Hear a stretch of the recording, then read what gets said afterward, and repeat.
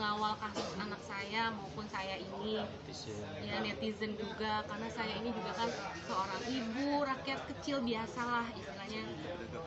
Saya minta yang benar lah ibaratnya, mohon agar hukum itu ditegakkan gitu loh. Anak saya bisa dibebaskan, saya juga lepas dari jeratan hukum, dan oknum-oknum ini mohon jangan jangan dibiarkan gitu. Saya mohon juga ada tindakan lah, karena mungkin bukan hanya saya yang kelihatan yang mengalami hal ini, tapi banyak sekali yang keluh kesah di bawah yang tidak terlihat pun. Harusnya kan bukan instansinya yang jelek, tapi instansi ini jelek karena oknum-oknum tersebut gitu. Jadi saya mohon agar keadilan bisa ditegakkan gitu loh. Hukum jangan penegak hukum itu kan harusnya bisa melindungi kami ada permasalahan atau apapun, tapi bahkan saya lihat tadi waktu di Polres Bandar Metro kan, itu gedungnya juga mewah ya kan, ibaratnya sudah dibuat nyaman. Tolonglah gitu loh, perhatikan kami juga gitu ya. Jadi jangan arogan lah, jangan menindas gitu, jangan memeras, stoplah. Iya, jadi tadi kan mungkin penyidiknya juga sangat ini ya Pak ya, sangat objektif, profesional, dan ketawa juga tadi. objektif, profesional, ngelihat ininya gitu, karena memang banyak transparan. Ya, transparan, banyak kejanggalan lah. Artinya di sini saya sedang membela mencari keadilan untuk anak saya, tapi saya dilaporkan gitu, bahkan nggak ada habisnya kan, anak saya dibanding, dikasasi, kemudian juga menyerang saya sebagai ibunya. Itu aja sih yang bingung gitu, karena di situ pun ada saksi ya waktu kejadian. Saya keluar dari ruang sidang, kemudian saya berteriak mengatakan supaya suara saya itu didengar oleh hakim gitu ya, maksudnya yang mulia hakim tolonglah putusan ini yang bijak, karena anak saya ini dikriminalisasi dari oknum Polres Bandara Suta yang semuanya cacat administratif, yang nggak bisa maju ke persidangan harusnya gitu, tapi dikriminalisasi di tingkat oknum kejaksaan juga dengan ada permintaan pemerasan uang 1 miliar, sehingga putusan tersebut kan tidak adil gitu untuk anak saya yang tinggi, malah dibanding dan dikasasi, tapi justru pelaku itu tidak dibanding dan tidak dikasasi gitu kan. Artinya saya berusaha untuk meminta supaya suara saya didengar, karena di persidangan itu anak saya juga dibatasi untuk bicara, dibentak oleh oknum JPU. Akhirnya saya keluar. Nah, kenapa kok bisa dibuat-buat dengan seperti dia membuat dakwaan anak saya yang mengada-ada gitu dengan adanya fitnahan seperti ini. Itu aja sih. Permintaan 1 miliar itu dari pihak mana? Dari mulutnya JPU langsung. Langsung. Oknum JPU langsung.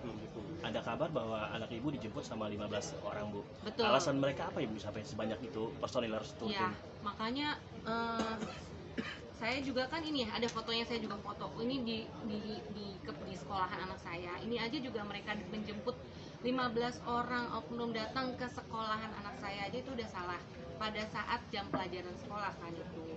Nah, waktu saya tanyakan apa permasalahannya, kata diduga menyebarkan video mantan kekasihnya katanya gitu. Terus saya tanya, emang caranya seperti ini, mana ada surat panggilannya nggak? Panggilan 1 tidak ada, panggilan 2 tidak ada, panggilan 3 tidak ada. Seperti tiba-tiba dijemput gitu kan. Kemudian saya lihat juga setelah selesai semua itu surat SPDP-nya, status tersangka, penangkapan itu semua tanggal 2, sedangkan laporan tanggal 30 Januari, itu tanggal 2 Februari. Secepat itukah? Kapan gelar perkaranya kan gitu. Itu jadi semuanya ini sangat janggal gitu loh, tidak sesuai dengan prosedural lah gitu. Makanya sampai menginap di sekolahan loh Mas, 15 orang oknum tersebut gitu, udah memperlakukan kami udah seperti teroris lah gitu, yang ketangkap tangan gitu ibaratnya kayak gitu, udah seperti pembunuh lah ibaratnya kayak gitu. Ini mereka, kan mereka nggak nyebut alasannya, Bu? Apa? Nggak nyebut alasannya kenapa harus ikut nginap 15 orang itu? Itu katanya ya itu dituduh menyebarkan, tapi saya tanya mana bukti video yang menyebarkan, videonya seperti apa sih, mereka nggak bisa menunjukkan. Makanya kami bertahan di sekolah. Terus Tapi surat penangkapan juga nggak ada. penangkapan itu baru surat tugas dari atasan tuh menangkap itu enggak ada. Surat perintah, surat tugas.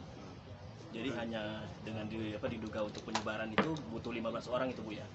Mereka terjun. iya, butuh 15 orang. hebat sekali kan untuk Mas. anak sekolah yang umur 16 tahun. Iya. Yang SMA kelas 2 16 orang. 15 orang. 15 orang Mas itu oknumnya. Jadi rupanya ada dalangnya di situ. Jadi salah satu anggota polisi itu diduga pacarnya si perempuan pacar itu. si pelapor saat itu. Pangkatnya apa ya dia? Ibtu Made Sadika. Jabatannya apa? Nah, ini Ini orangnya. Jabatannya di apa? Ibtu Polres itu apa? Jabatannya dia? Ibtu. Kanit Kanit kah? Resmo. Kanit Resmo. Kanit Resmo. Iya.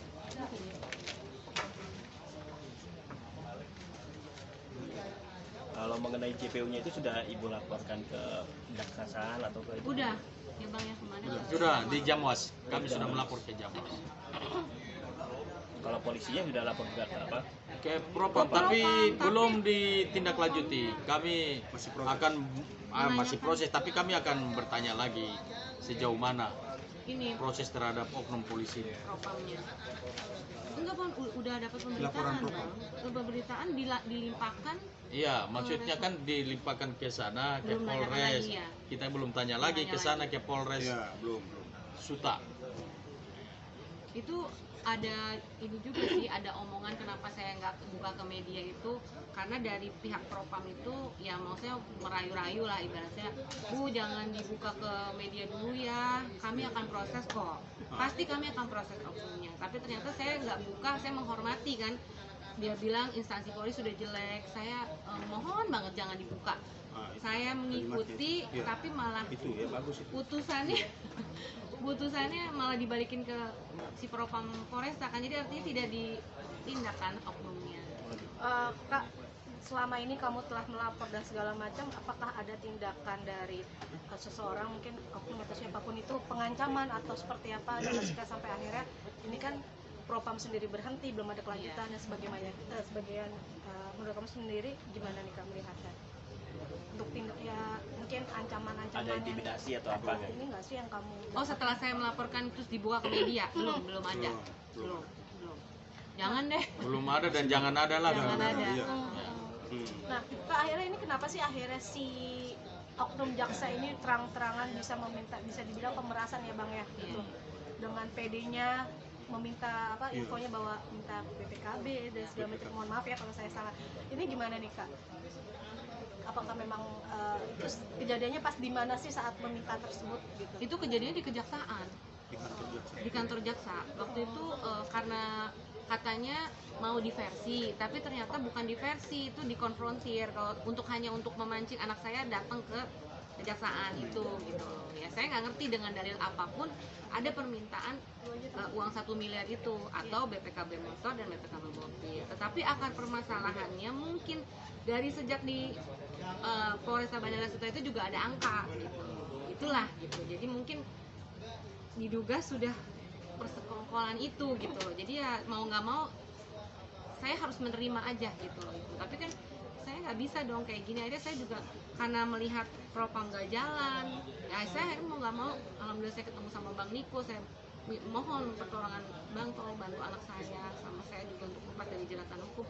Akhirnya saya buka ke media ini gitu. Masa sih harus no viral no justice gitu loh, kan miris banget rasanya keadilan di Indonesia ini. Mungkin terakhir Mbak Yuyun, untuk para pemirsa sekalian ini mungkin bisa disebutkan harapan dan kemauan Mbak Yuyun apa?